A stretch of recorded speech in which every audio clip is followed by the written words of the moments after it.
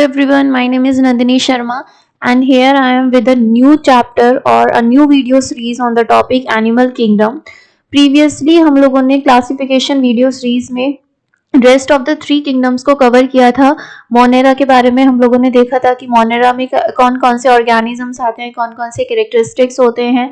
उसके बाद में हम लोगों ने डील किया था प्रोटिस्टा के बारे में, फिर हम लोगों ने देखा था फंजाई के बारे में, एंड देन आते थे 2 और किंगडम, एनिमल किंगडम और प्लांट किंगडम। इसके लिए मैंने आपको बोला था कि इसके ऊपर हम एक सेपरेट वीडियो सीरीज बनाएंगे बिकॉज ये दोनों टॉपिक्स जो है इससे बहुत सारे क्वेश्चंस आते हैं गवर्नमेंट एग्जाम्स में और ये दोनों टॉपिक्स जो होते हैं ये काफी इंपॉर्टेंट भी हैं, तो इसलिए हम इसे अलग से पूरा वीडियो सीरीज इसके ऊपर बना के इसको कवर करेंगे। तो आज के इस टॉपिक में, आज के वीडियो सीरीज में हम लोग ये देखेंगे कि जो एनिमल किंगडम्स थे उनके कौन कौन से बेसिक कैरेक्टरिस्टिक्स थे, फिर क्यों उन्हें अलग अलग फाइलम में हमने डिवाइड किया, क्या क्या बेसिस था, कौन से आधार पे हमने उन्हें क्लासिफाई किया। तो आज यही सब चीजें हम इस वीडियो सीरीज में डिस्कस करेंगे। तो चलिए स्टार्ट करते हैं। तो सबसे पहले हम लोगों को पता है कि जब हम लोग एनिमल्स की बात करते हैं तो एनिमल्स में कुछ कैरेक्टर्स ऐसे होते हैं जो हम लोग देखेंगे जिसके बेसिस पे हमने किसी भी चीज को एनिमल बोला होगा। तो उसका फर्स्ट कैरेक्टरिस्टिक होता है सेल ऑर्गेनाइजेशन, मतलब जो उनकी सेल्स हैं वो किस तरीके से अरेंज्ड है, उनका ऑर्गेनाइजेशन किस तरीके से है। तो जो एनिमल्स होते हैं उनकी जो सेल्स होती हैं वो यूकैरियोटिक होते हैं और मैं बहुत बार बता चुकी हूँ कि यूकैरियोटिक सेल्स क्या होती हैं। ठीक है, और अगर आपने अभी तक भी नहीं देखी है वीडियो सीरीज जो पुरानी हमारे चैनल पे पड़ी है तो आप वो जाकर देखिए, आपको समझ में आएगा कि यूकैरियोटिक सेल्स क्या होती हैं। बॉडी ऑर्गेनाइजेशन की बात करें तो ये मल्टी सेल्यूलर होते हैं। ऑफ कोर्स एनिमल्स में हम लोग भी आते हैं, ह्यूमन बीइंग्स भी आते हैं, तो हम लोग मल्टी सेल्यूलर है। हमारी बॉडी में ऐसा तो है नहीं कि सिर्फ एक ही सेल है, बहुत सारी सेल से मिलकर हमारी बॉडी बनी हुई है। तो इसलिए जो बॉडी ऑर्गेनाइजेशन होता है एनिमल्स में वो कौन सा होता है, मल्टी सेल्यूलर। सेल वॉल इनमें एब्सेंट होती है। मैंने पहले भी बताया था कि जो मेन कैरेक्टराइजेशन होता है प्लांट और एनिमल्स के बीच में वो यही होता है कि प्लांट जो होते हैं उनमें सेल वॉल प्रेजेंट होती है बट एनिमल्स के पास सेल वॉल नहीं होती है। Mode of nutrition of course heterotrophic ही होते हैं क्योंकि ये अपना खाना स्वयं तो बना नहीं सकते। अब आप ये मत बोलना क्यों, हम किचन में तो खुद ही बनाते हैं। वो चीज बनाने के लिए भी तो आप जो उसका सारा सामान लाए हो, पल्सेस लाए हो, या फिर अगर आप लीफी वेजिटेबल्स बना रहे हो तो वो भी तो आपको पेड़ों से मिली है। तो अल्टीमेटली आप लेकर तो किसी और से ही आ रहे हो ना। तो इसलिए इनका जो मोड ऑफ न्यूट्रिशन है वो कैसा होता है, हेटेरोट्रॉफिक होता है। दैट मीन्स कि ये अपना खाना खुद से नहीं बना सकते हैं, दूसरों पे डिपेंड करते हैं अपने फूड के लिए। तो ये कुछ बेसिक पॉइंट्स थे जो कि हर एनिमल किंगडम में जो भी ऑर्गेनिज्म आएगा उनके अंदर प्रेजेंट होते हैं। अब अगर हम इसी के बेसिस पे बात करें तो ऐसे तो जो फिश है वो भी एनिमल किंगडम के अंदर आएंगी। ठीक है, आपका जिराफ भी एनिमल किंगडम के अंदर आता है। अगर हम लोग देखें एक बियर भी एनिमल किंगडम के अंदर आएगा। ठीक है, कैमल भी एनिमल किंगडम के अंदर आएगा। लेकिन अगर आप इन सबके एक नॉर्मल कैरेक्टराइजेशंस को देखो, फीचर्स को देखोगे तो सब यूकैरियोटिक भी हैं, सब मल्टी सेल्यूलर भी हैं, सब में सेल वॉल एब्सेंट भी होती है, सबका मोड ऑफ न्यूट्रिशन हेटेरोट्रॉफिक भी होता है। पर क्या ये सब एक्चुअल में एक ही जैसे हैं? इनका हैबिटाट एक जैसा है कि एक ही जगह रहते हैं सबके सबका इंटरनल ऑर्गेनाइजेशन या इनकी जो बॉडी स्ट्रक्चर है क्या वो बिल्कुल सेम है? तो आंसर है नहीं, ऐसा नहीं है। तो अब हम सबको एक जगह तो रख नहीं सकते, हम सिर्फ ये बोल के कि एनिमल्स हैं ये सब तो इन्हें सिर्फ एक एनिमल किंगडम में रख दो, फर्दर इनको और डिवाइड करने की जरूरत नहीं है क्योंकि इन सबके पास ये कॉमन कैरेक्टर्स प्रेजेंट है। तो ये चीज तो पॉसिबल ही नहीं है क्योंकि ये सब अपने आप में ही इन सारे कैरेक्टर्स के अलावा तो काफी डिफर करते हैं एक दूसरे से। इनका रहने का जो हैबिटाट है वो ही अलग है। ठीक है, जैसे फिश है वो वाटर में रहती है, जो आपकी जिराफ है वो जंगल वगैरह में रहते हैं। ठीक है, फिश की जो फीडिंग हैबिट है वो थोड़ी अलग है, जिराफ की फीडिंग हैबिट थोड़ी अलग है। तो ultimately what I am trying to say कि एनिमल्स में तो आते हैं लेकिन इन सब के जो कैरेक्टर्स होते हैं वो कहीं ना कहीं डिफर करते हैं एक दूसरे से। ठीक है, काफी डिफर करते हैं। तो इसीलिए हमें किस चीज की जरूरत पड़ी कि एनिमल किंगडम में तो हम इन सबको रखेंगे लेकिन इनका फर्दर डिवीजन भी हमें करना पड़ेगा अलग अलग फाइलम में। तो फाइलम क्यों बनाए गए? क्योंकि इनके फर्दर डिवीजन की हमें जरूरत थी क्योंकि सारे के सारे एनिमल्स जो थे वो बिल्कुल एक जैसे नहीं थे, उनके कैरेक्टर्स जो थे एक दूसरे से अलग अलग थे। तो इसलिए हमें जरूरत हुई कि हम उनको आगे भी डिवाइड करें अलग अलग फाइलम में, फिर फाइलम को भी फर्दर डिवाइड करेंगे। जो मैंने प्रीवियस वीडियो में भी आप लोगों को बताया था एक एग्जांपल लेके कुरियर का, वही सेम जो हमने क्लासिफिकेशन वहां पे देखा था वही चीज मैं यहाँ पे बताना चाह रही हूँ कि क्यों करने की जरूरत पड़ी हमें। तो हमें इसीलिए इनको क्लासिफाई करने की नीड पड़ी थी। नेक्स्ट अगर हम लोग क्लासिफिकेशन सिस्टम को देखें तो मैंने आपको पहले भी ये चीज बताई थी जब हम लोगों ने क्लासिफिकेशन वीडियो कवर की थी कि क्लासिफिकेशन जब हम लोग करते हैं तो हम लोग किंगडम को फर्दर डिवाइड करते हैं फाइलम में, फाइलम को करते हैं क्लास में, देन ऑर्डर में, फैमिली में, जीनस में और स्पीशीज में। तो हम लोग क्यों करते हैं? बिकॉज किंगडम में तो सारे के सारे एनिमल्स आ गए, बट सारे के सारे एनिमल्स एक जैसे थोड़ी है, बिल्कुल उनके कैरेक्टर्स तो अलग हैं।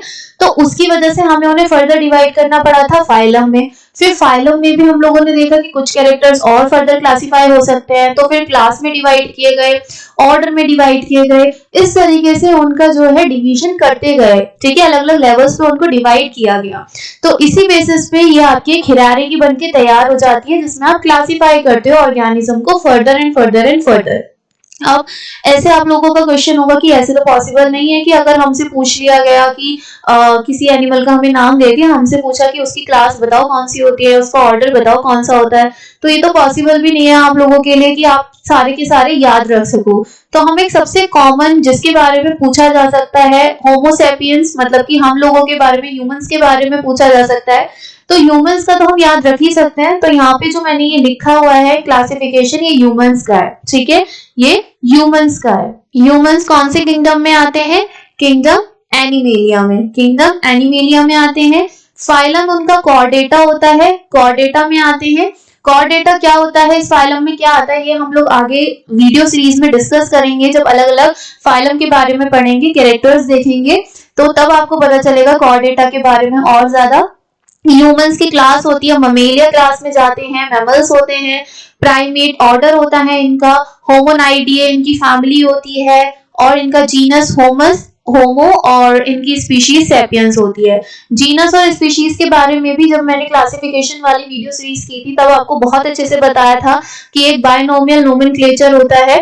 अगर आप लोगों को याद हो, ना देखा हो तो आप देख सकते हो जाकर।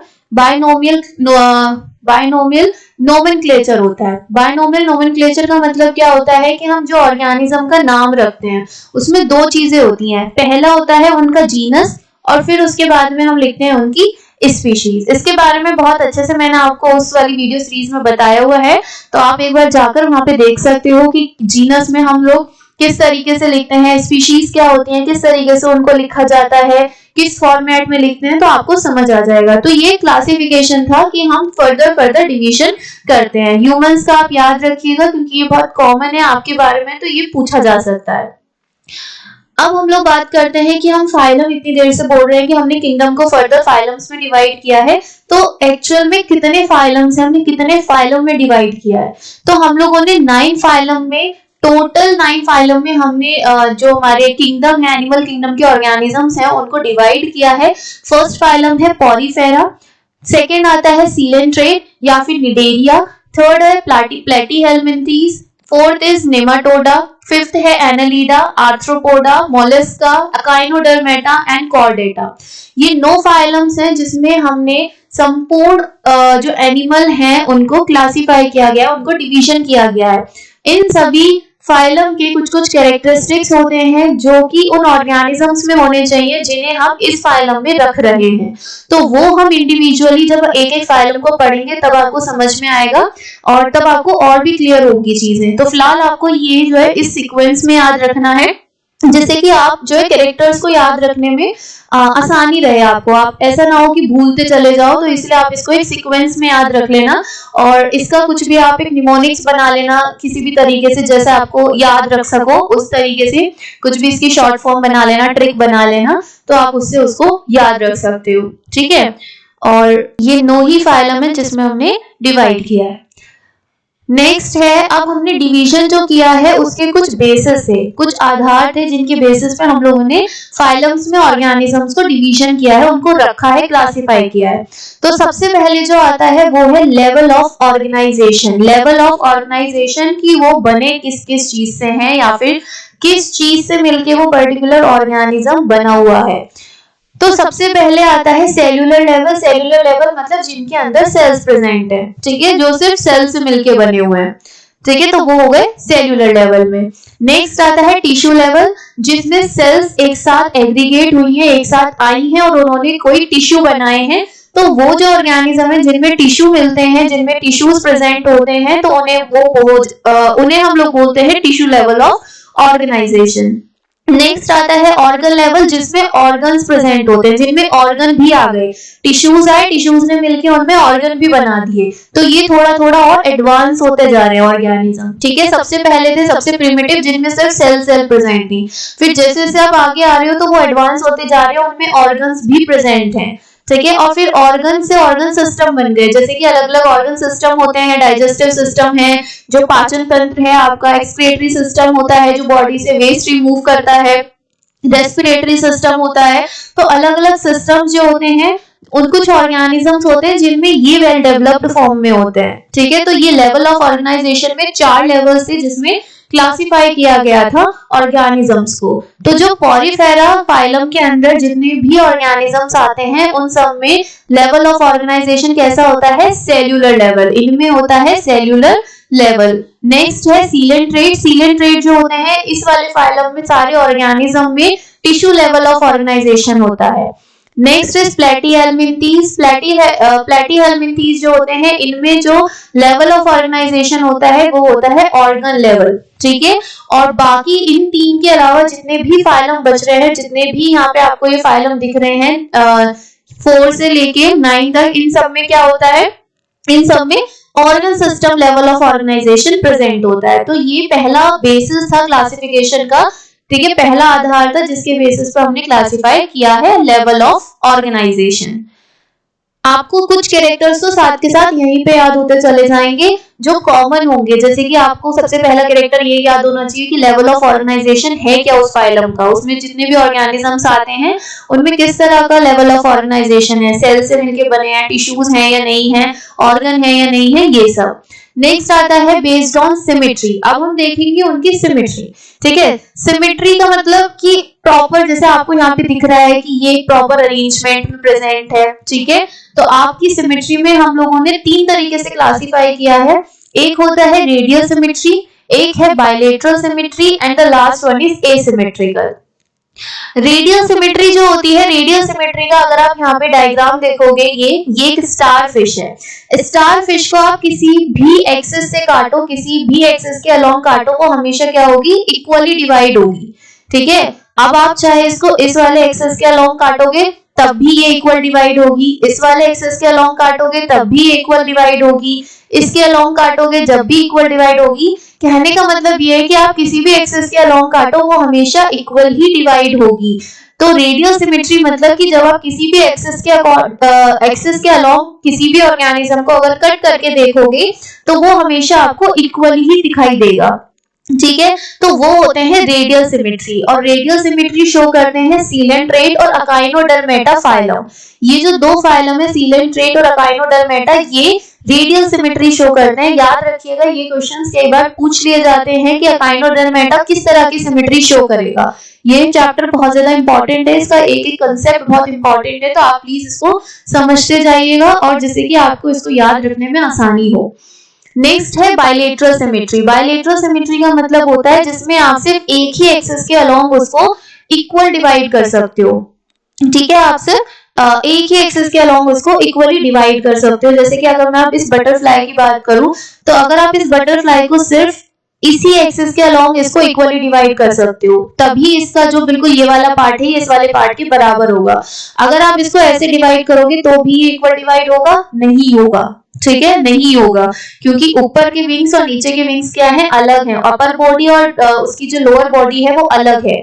तो आप सिर्फ क्या कर सकते हो? एक ही एक्सिस के अलोंग उसको क्या कर सकते हो? वो कट कर सकते हो, ठीक है। तो वो क्या कहलाता है आपका? वो कहलाती है आपकी रेडियल बायलेटरल सिमेट्री, ठीक है, जिसमें एक एक्सिस के अलोंग कट करोगे। और वो कौन से फाइलम शो करते हैं?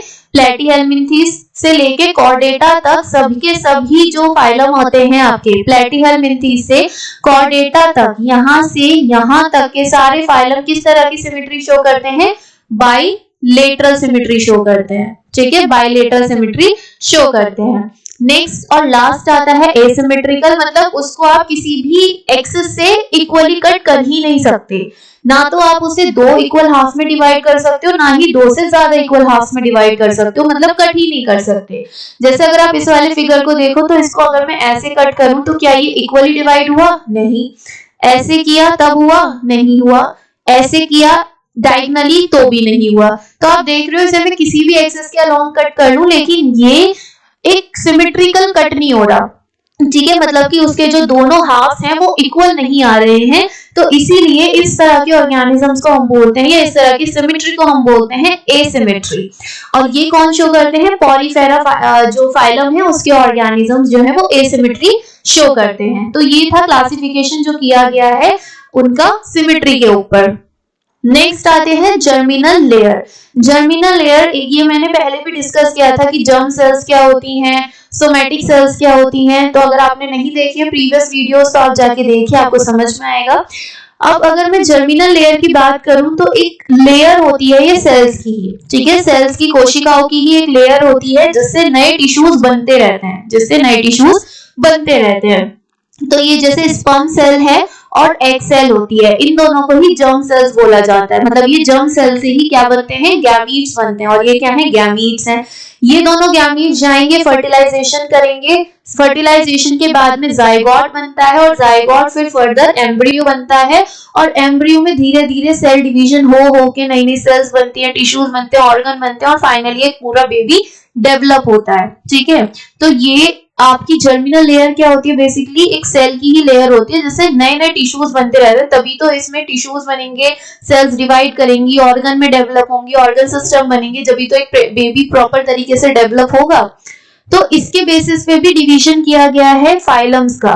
दो तरीके की ऑर्गेनाइजेशन होती है, एक होती है डिप्लोब्लास्टिक, एक होती है ट्रिप्लोब्लास्टिक। डिप्लोब्लास्टिक को डिप्लो इसलिए बोलते हैं क्योंकि इनके पास में सिर्फ दो ही जर्म लेयर्स प्रेजेंट होती हैं, एक्टोडर्म और एंडोडर्म। ट्रिप्लो को ट्रिप्लो इसलिए बोलते हैं क्योंकि इसके पास तीन प्रेजेंट होती हैं, एक्टोडर्म, एंडोडर्म एंड मीजोडर्म।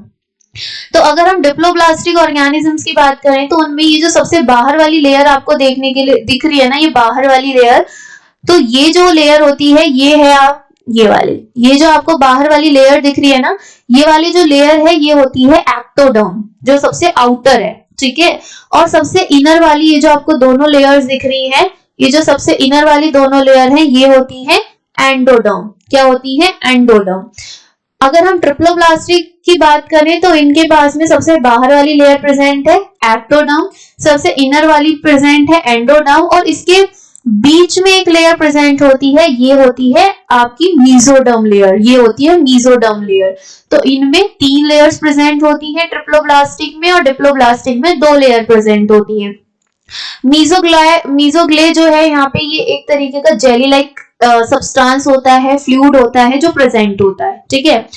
तो जो डिप्लोब्लास्टिक होते हैं इसमें दो तरह के आते हैं, पॉरीफेरा और सीलेंट्रेट। इन दो फाइलम्स के ऑर्गेनिज्म में डिप्लोब्लास्टिक जर्मिनल लेयर्स मिलती हैं, और इसमें जो जर्मिनल लेयर होती है वो ट्रिप्लोब्लास्टिक होती है, मतलब कि उनके पास में तीनों के तीनों लेयर्स प्रेजेंट होंगी, और ये सभी फाइलम्स में होती हैं। इन दो फाइलम्स के अलावा सारे जितने भी फाइलम्स बचे हैं 7 के 7 फाइलम, उनमें आपको ट्रिप्लोब्लास्टिक जो है जर्मिनल लेयर देखने के लिए मिलती है, ठीक है। नेक्स्ट है सीलोम। हमने सीलोम का मतलब होता है एक तरह की कैविटी, बॉडी कैविटी, ठीक है।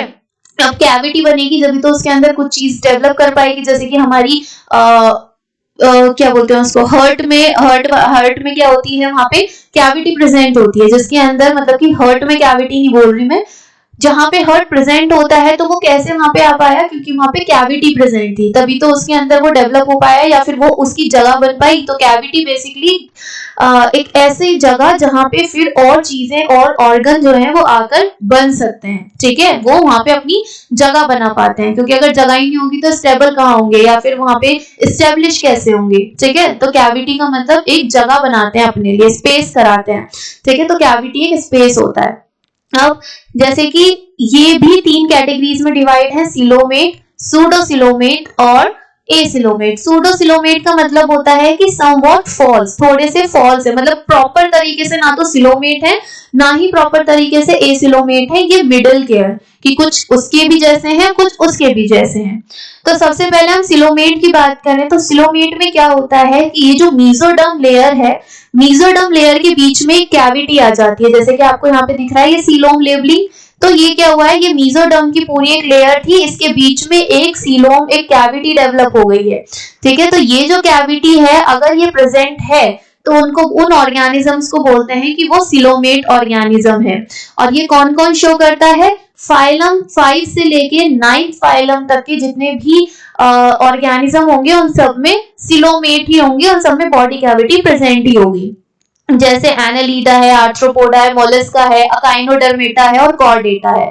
इन सबके पास में क्या है, बॉडी कैविटी प्रेजेंट है, इसलिए इन्हें सिलोमेट बोलते हैं। नेक्स्ट है सूडोसिलोमेट। सूडोसिलोमेट होते हैं जिनके पास में जो बॉडी कैविटी होती है वो मतलब कि वेल बोल सकते हैं कि एकदम प्रॉपर नहीं होती, ठीक है, एकदम वेल डिफाइंड नहीं होती है, प्रॉपर तरीके से प्रेजेंट नहीं होती है लेकिन प्रॉपर नहीं होती है, तो उनको बोलते हैं सूडोसिलोमेट्स।